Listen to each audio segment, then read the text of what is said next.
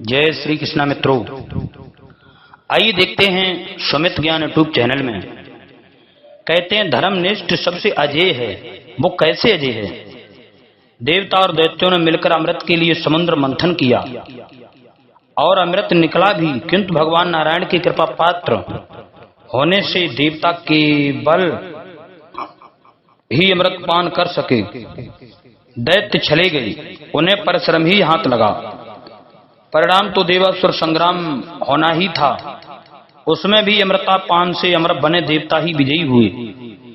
दैत्यराज बलि तो युद्ध में मारे ही गए थे, किंतु आचार्य शुक्र ने बलि तथा युद्ध में मरे अन्य दैत्यों को भी अपनी संजीवनी विद्या से जीवित कर लिया। बलि अपने अनुचरों के साथ अस्ताचल चले गए। अपनी सेवा से बलि ने आचार्य शुक्र को प्रसन्न कर लिया। आचार्य ने एक यज्ञ कराया। यज्ञ कुंड से प्रकट होकर अग्नि ने बलि को दिव्य रथ, अक्षर, तोरण तथा अन्य शस्त्र दिए। अब फिर बलि ने स्वर्ग पर चढ़ाई कर दी। इस बार बलि का तेज इतना दुर्धर्ष था कि देवराज इंद्र उन्हें देखते ही हताश हो गए। देवगुरु बृहस्पति ने भी देवताओं को चुपचाप भागकर पर्वतीय गुफाओं में छिप जाने का आदेश दिया। अमरावती पर बिना युद्ध बलि ने अधिकार कर लिया। स्वर्ग के सिंहासन पर वही स्थिर रह सकता है जिसने 100 अश्वमेध यज्ञ पूर्ण किए हों। कोई भी कर्म तभी फल देता है जब वह कर्म भूमि पृथ्वी पर किया गया हो। स्वर्ग में किए कर्म फल नहीं देते। तुमने स्वर्ग पर अधिकार कर लिया है, किंतु यह अधिकार बना रहे इसके लिए 100 अश्वमेध यज्ञ तुम्हें पूरे कर लेने चाहिए। आचार्य शुक्र ने बलि को समझाया। बलि ने तो अक्षर सा आचार्य की आज्ञा के पालन का ही इधर व्रत ले लिया था। पृथ्वी पर नर्मदा के तट पर उनका यज्ञ मंडप बना और एक के बाद दूसरा अश्वमेध यज्ञ भी करने लगे। 99 अश्वमेध यज्ञ निर्विघ्न पूरे हो गए। अंतिम अश्वमेध भी प्रारंभ हो गया। उधर देव माता आदिति अपने गृहहीन पुत्रों के दुखों के से अत्यंत दुखी थीं। उन्होंने अपने पति देव महर्षि कश्यप से प्रार्थना की, ऐसा कोई उपाय बताने की कृपा करें जिससे मेरे पुत्रों की विपत्ति दूर हो जाए। महर्षि ने पयोव्रत करके भगवान की आराधना करने का आदेश दिया। आदिति ने बड़ी श्रद्धा और तत्परता से वह व्रत पूरा किया। उनकी आराधना से संतुष्ट होकर भगवान नारायण ने उन्हें दर्शन दिया। भगवान ने कहा, देवी, जो धर्म की रक्षा करता है वह धर्म सदा उसकी रक्षा करता है। जो धर्मात्मा है और धर्माज्ञ आचार्यों के आदेश पर चलता है वही मेरे लिए भी अजय है। उसके साथ बल प्रयोग करके कोई विजयी नहीं हो सकता। लेकिन मेरी उपासना व्यर्थ नहीं जाती। मैं तुम्हारे पुत्र रूप में अवतार लूंगा और देवताओं को उनका स्वर्ग युक्त पूर्वक दिलाऊंगा। वरदान देकर भगवान अंतर्हित हो गए। आदिति के गर्भ से उन्होंने वामन रूप में अवतार धारण किया। महर्षि कश्यप ने ऋषियों के साथ वामन जी का संस्कार कराया। यज्ञोपवीत संस्कार हो जाने पर वामन बलि की यज्ञशाला की ओर चल पड़े। खड़ाऊ पहने, कटी में मेखला बांधे, छत्ता लगाए, दंड और जल भरा कमंडल लिए ब्रह्मचारी भेष में वामन साक्षात सूर्य के समान तेजस्वी लगते थे। दैत्यराज बलि का अंतिम अश्वमेध यज्ञ भी पूर्णाहुति के निकट ही था।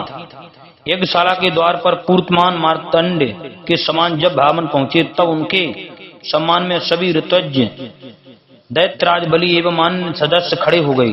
बलि ने बड़े आदर से उन्हें उच्चासन पर बैठाया, उनके चरण धोकर उनकी पूजा की। अंत में नम्रता पूर्वक बलि ने हाथ जोड़कर कहा, आप ब्रह्मचारी की अंत में नम्रता पूर्वक बलि ने हाथ जोड़कर कहा, आप ब्रह्मचारी ब्राह्मण कुमार हैं। आपके पधारने से मैं धन्य हो गया। अब आप जिस उद्देश्य से आए हैं वह बताने की कृपा करें। जो कुछ आप मांगना चाहें मांग लें। भगवान वामन ने दैत्य कुल के औदार्य की प्रशंसा की, दान वीरों की चर्चा की और बलि की दानशीलता की भी प्रशंसा की। इतना करके उन्होंने कहा, मुझे अपने पैरों से 3 पद भूमि चाहिए। बलि हंस पड़े और बोले, विप्र कुमार, आप विद्वान हैं किंतु हैं तो बालक ही। अरे भूमि ही मांगनी है तो इतनी भूमि तो मांग लो जिससे तुम्हारी आजीविका चल सके। परंतु जैसे तीनों लोग चाहिए वह आजीविका मात्र के लिए भूमि क्यों ले? बड़ी गंभीरता से बावन बोले, राजन, तृष्णा बहुत बुरी होती है। यदि मैं 3 पद भूमि से संतुष्ट ना हूं तो तृष्णा तो राज्य चाहेगी, फिर राज्य की कामना बढ़कर पूरा भूमंडल की मांग करेगी। और आप जानते ही हैं कि तृष्णा की तृप्ति तो आपको त्रिलोकी का राज पाकर भी नहीं होती। तृष्णा जागृत करके आपने कुछ अच्छा नहीं किया। मुझे तो आप मेरे पैरों से नपी 3 पद भूमि दे दें, मेरे लिए इतनी ही बहुत है। अच्छी बात है, जैसे आप प्रसन्न रहें। बलि ने हंसकर संकल्प करने के लिए पत्नी से जलपात्र मांगा, परंतु इतने में शुक्राचार्य वामन जी को पहचान गए थे। उन्होंने अपने शिष्य को डांटा, मूर्ख, क्या करने जा रहा है? ये नन्हे से ब्राह्मण कुमार नहीं है। इस वेश में तेरे सामने ये साक्षात मायामय विष्णु हैं। ये अपने एक पद में भूलोक और दूसरों में स्वर्ग आदि लोग नाप लेंगे, तीसरा पद रखने को स्थान छोड़ेंगे ही नहीं। सर्वस्व ने देकर तू कहाँ रहेगा? इन्हें हाथ जोड़ और कह दे कि देवता कोई और यजमान ढूंढो, मुझ पर तो कृपा ही करो। ये साक्षात विष्णु हैं। बलि भी चौंके। अपने आचार्य पर अविश्वास करने का कारण नहीं था। मस्तक झुकाकर 2 क्षण उन्होंने सोचा और तब उस महा मनुष्य ने सिर उठाया। भगवान, आप इतने बड़े बड़े यज्ञों से मेरे द्वारा जिन यज्ञ मूर्ति विष्णु की आराधना कराते हैं, ये साक्षात विष्णु ये हों या और कोई, मैं तो भूमि देने को कह चुका। प्रहलाद का पुत्र हाँ करके कृपण भी भांति अस्वीकार कर दे, ये नहीं हो सकता। मेरा कुछ भी हो जाए, द्वार पर आए ब्राह्मण को मैं शक्ति रहते विमुख नहीं करूंगा। शुक्राचार्य को क्रोध आ गया। उन्होंने रोष पूर्वक कहा, तू मेरी बात नहीं मानता, अपने को बड़ा धर्मात्मा और पंडित समझता है, इससे तेरा वैभव तत्काल नष्ट हो जाए। बलि ने मस्तक झुकाकर गुरुदेव का साफ स्वीकार कर लिया, किंतु अपना निश्चय नहीं छोड़ा। जल लेकर उन्होंने वामन को 3 पद भूमि देने का संकल्प कर लिया। भूमिदान लेते ही वामन भगवान ने विराट रूप धारण कर लिया। एक पद में पूरी भूमि उन्होंने नाप ली और दूसरा पद उठाया तो उसके अंगुष्ठ का नख ब्रह्मांड वरण को भेद कर बाहर चला गया। अब भगवान ने बलि से कहा, तू बड़ा दानवीर बनता था, तूने 3 पद भूमि दी है, 2 पद में ही तेरा त्रिलोकी का राज पूरा हो गया, अब तीसरे पद को रखने का स्थान बता। बलि ने मस्तक झुकाकर कहा, संपत्ति से संपत्ति का स्वामी बड़ा होता है।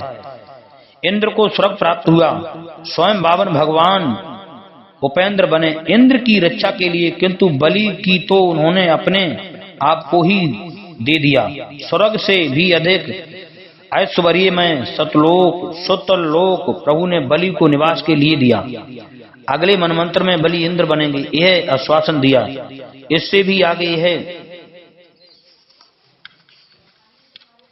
वरदान दिया कि वे अखिलेश्वर स्वयं हाथ में गदा लिए सदा सुतल में बलि के द्वार पर उपस्थित रहेंगे। इस प्रकार चले जाकर भी बलि विजयी रहे और दयामय प्रभु उनके द्वारपाल बन गए। मित्रों, इस समय जो मनमंत्र चल रहा है उसमें राजा बलि ही इंद्र इस समय बना बैठा है। जय श्री कृष्णा। मित्रों, हमारे चैनल को सब्सक्राइब करें, लाइक करें, और भी ज्ञानवर्धक वीडियो आप लोगों को सुनने के लिए मिला करते रहेंगे। जय श्री कृष्णा। मित्रों, राधे राधे। हमारे चैनल को एक बार सब्सक्राइब जरूर कर लें।